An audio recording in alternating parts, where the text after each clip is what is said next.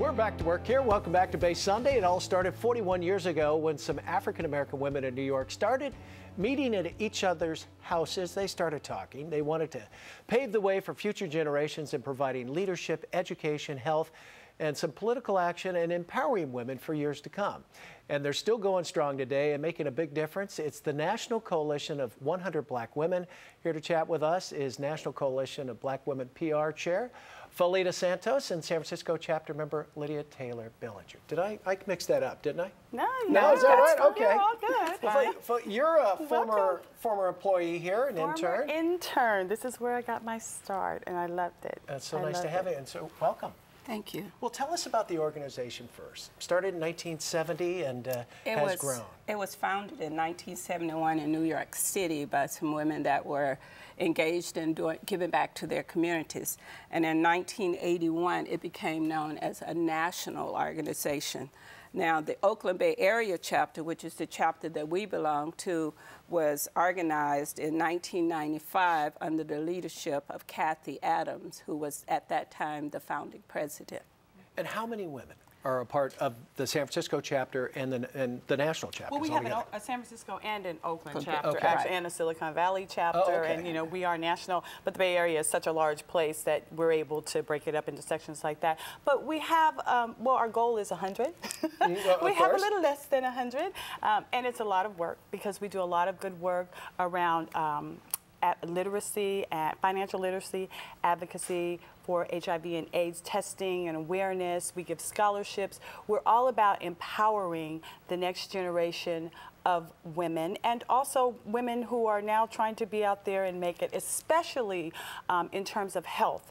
One of our signature programs, besides our Positive Steps Girls, which Lydia will talk about, is our Sisters Getting Real about HIV and AIDS. Mm-hmm. That is a campaign that began in 2003. We have a huge billboard campaign of like 15 billboards throughout the Bay Area. But what it is that we want to make sure that people know their status first and foremost. Because if you know your status, you can get treatment, because we know people are living with HIV and AIDS now, but also we can help prevent the spread. And so we do a lot of work around community testing. We have what's called community grill cookouts, where you can come and get some good barbecue. At the same time, you can step over here and get tested. Or we have partners, and we're all over the Bay Area with the big trailers giving you free testing, because we want people to know their status. Traditionally, African Americans have not had good health care. So we may not be diagnosed, or we may be diagnosed later in the process, and therefore more of us die from the disease. We want to prevent that. We want people to know their status. We want them to know they're not alone. We have forums where we have people talk about their experiences and how it happened. There was a time when African American women were getting HIV mainly from sharing needles. Now it's from heterosexual sex, and some of them from their own spouses. And women, especially. Yes. 1 in 4 is now women, and I think a lot of people that are ignorant probably think, no, it's more of a male disease, but well, no. 1 in 32 African-American women in their lifetime will be diagnosed with HIV or AIDS. And we are about letting people know what their status is so that you can live with it. We're living with it now instead of having to die. Lydia, talk about some of the women in your organization and how do they become a part of it? Well, the women in our organization is a large scope of women. We have women that come from law enforcement. We have women that's like herself. She was a sheriff. Weren't you a sheriff? Yes, I retired from the San Francisco Sheriff's Department. We have women that's in the financial section, like they work for large organizations like Wells Fargo. We have women that entrepreneurs that own their own business. So, and they're all engaged and involved. We have people that work in the health district, the health industry as well. And one of our major groups that we work with is our Positive Step Girls. And these are the young girls that's between the age of 12 and 17.